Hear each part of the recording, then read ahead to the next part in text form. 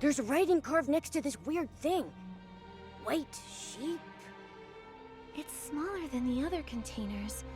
It really stands out here. Anger, you've been standing there for a while. What are you looking at? I just think it looks a bit lonely. You're not actually feeling sorry for it, are you? I can't help it. I was born with a kind and sympathetic heart.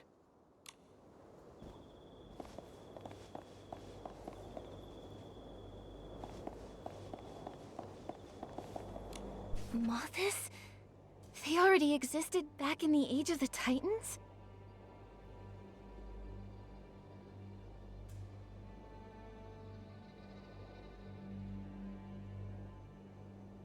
So those moth thieves built these strange things.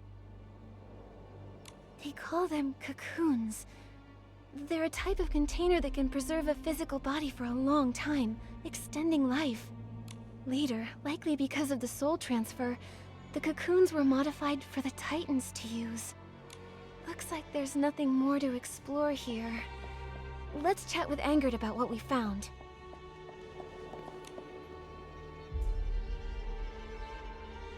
Mothis has existed for over 1,000 years. The organization felt highly complex when I was undercover, but I never expected this. That means they built everything here, including these cocoons. Cocoons, going from restrained caterpillars to butterflies. The people who made them must have been romantics. How interesting. We still have so many questions about the manuscript and the code names engraved next to those cocoons. What kind of questions? There are 10 different code names carved next to each cocoon. Names like Black Sheep and Turtle Dove. One of them is a unique size and is labeled White Sheep. These inscriptions and the manuscript match what was written on the invitation. This proves Mothis was involved in manufacturing the cocoons. But we still don't know what those code names actually mean. The manuscript mentions that the cocoons were modified so the Titans could use them. But judging by the size of the buildings in Heaven's Reach, these cocoons are too small to fit a Titan inside. Actually, I have a few memories about the Titans' cocoons. Why are there S-lings here? Watch out! The dark essence around us is surging. More S-lings might crawl out of it. I'll take care of these pests.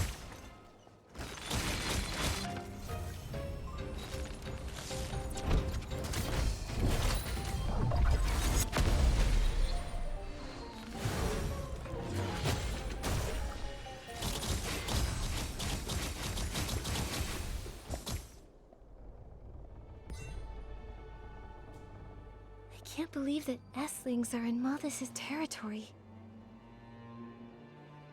These S-lings may be the entrance guards.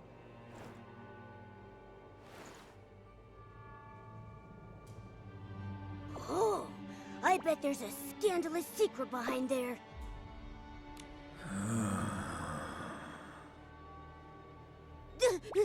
What was that sound? Are the S-lings back again?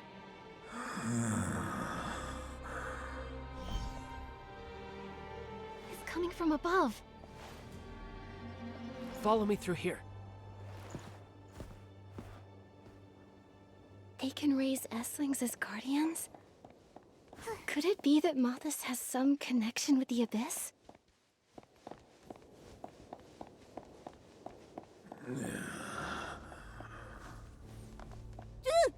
Hey! Don't walk so fast! What if there's a monster locked up by moth thieves up there?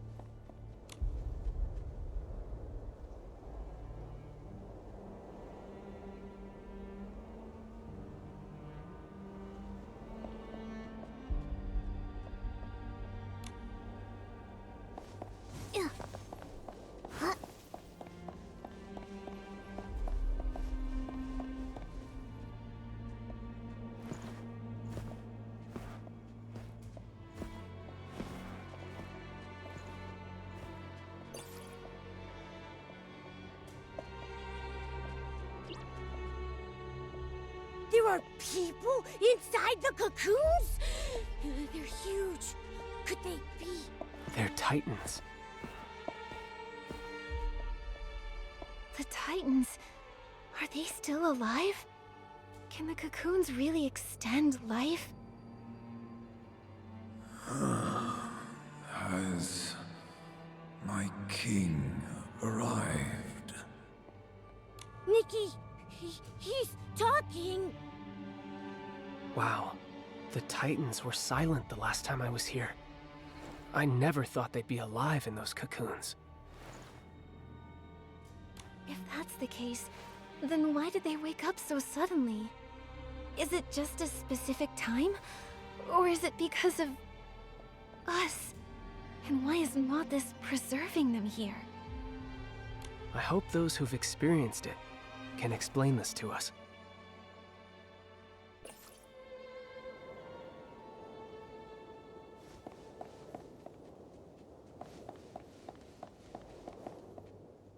We've waited for far too long. This body, it can't hold on. Has Mothis helped my king safely transfer her soul and return to this world?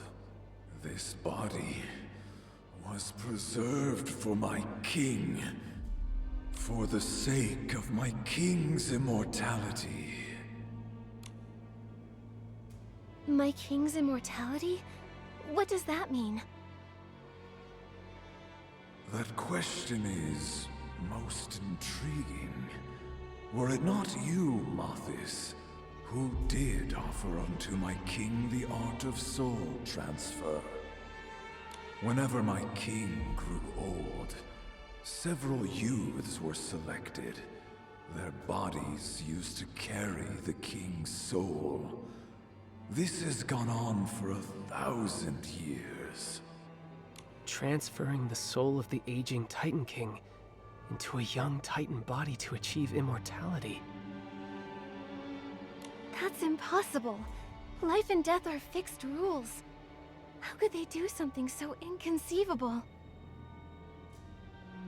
How could a god even be compared to my king?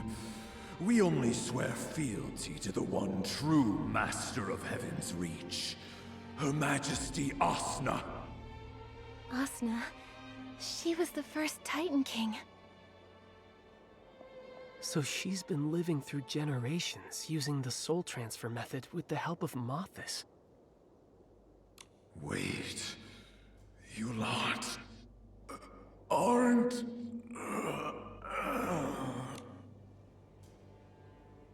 He looks like he's fading.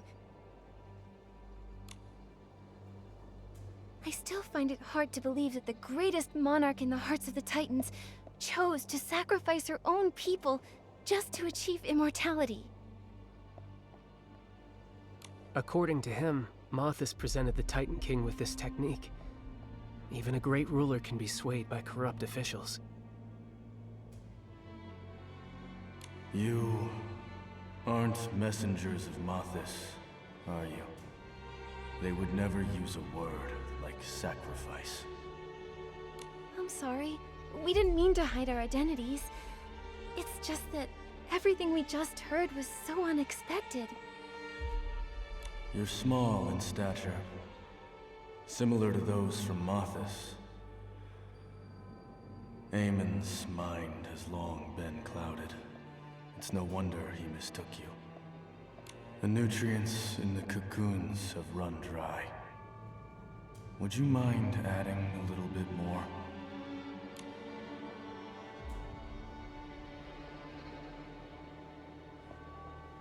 Look, Nikki!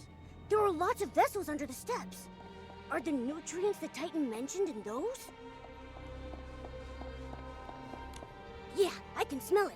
This must be the one. Too bad there's only a little bit left. We should get this back, and fast.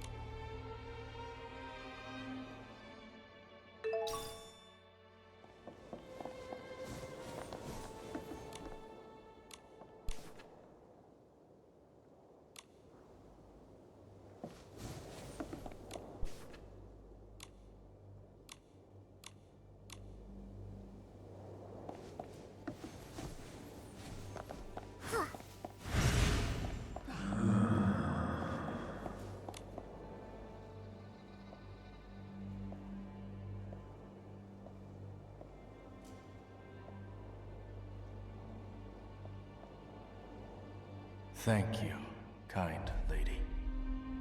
May I have a word? I have a few questions that perhaps only you can help us answer.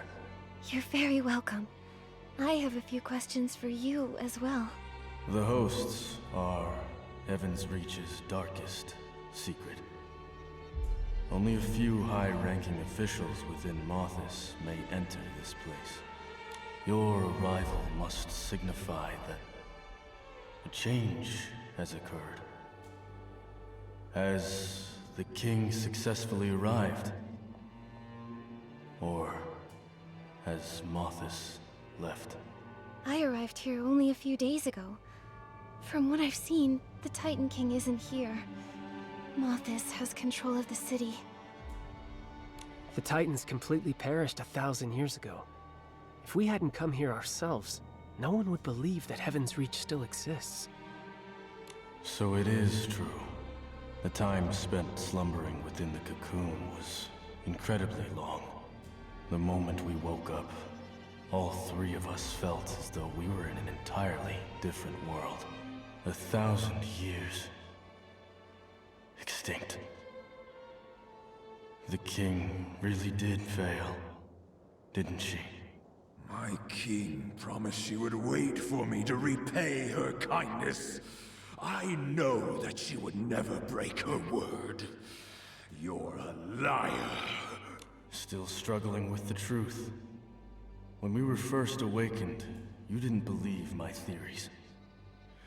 You said I only cursed the king because I still harbored resentment. But these guests aren't from here. They'd have no reason to lie to us. The abandoned hosts. I know this might be hard to accept, but this land suffered a massive calamity 1,000 years ago. Many civilizations were wiped out back then. The prophecy of the end times came true. There's finally one thing in this world that did not go according to her wishes. The apocalypse passed, yet Heaven's Reach remains and has welcomed new guests. Is that right? Mothis awakened us. And then they took Sui. She is the king's new vessel. The arrival ritual. They may have started it already. The fact that the Titan King hasn't arrived in Heaven's Reach doesn't spell certain failure. It could simply mean the ritual isn't finished yet. Perhaps she can continue to live through Sui's body. But so what? As they said, our fellow Titans died in a calamity long ago. This is the end that stubborn king must face eventually. The life of a mortal is short by nature.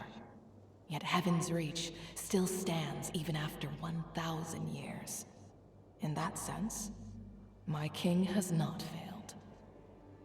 Yet now, I really long to see what Heaven's Reach looks like today, with my own eyes.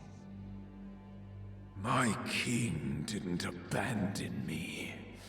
I'm leaving this place to find her.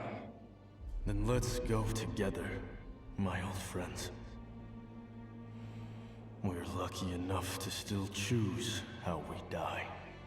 Open this cage. It's colder than death itself. Let us walk toward true oblivion in the spirit of freedom. Huh? What the heck do you mean by that? Ever since we were awakened, our lives have been fading rapidly. Mothis used nutrients to prolong our lives, but after Sui was taken away, our supply was never replenished. That was the last of the nutrients, and we just... As you can see, death has already opened its arms, waiting to embrace us. Maybe there's some other way to keep you alive. There's truly nothing we can do now. Better to die under the sunlight than to rot in a cage. I believe respecting their wishes is the best thing to do. Meeting you today was the will of fate, revealed here and now. We entrust the end of our lives to you. Okay. I'll help you fulfill your final wish.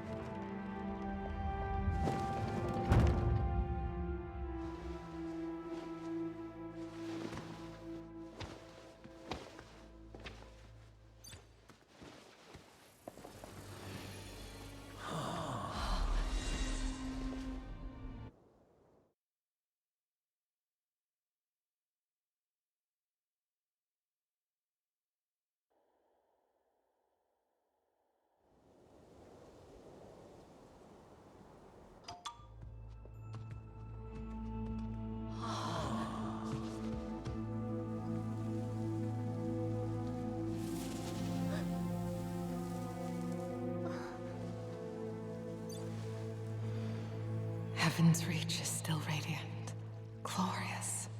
My king, everything you made will endure. No, my king must be there. She must be.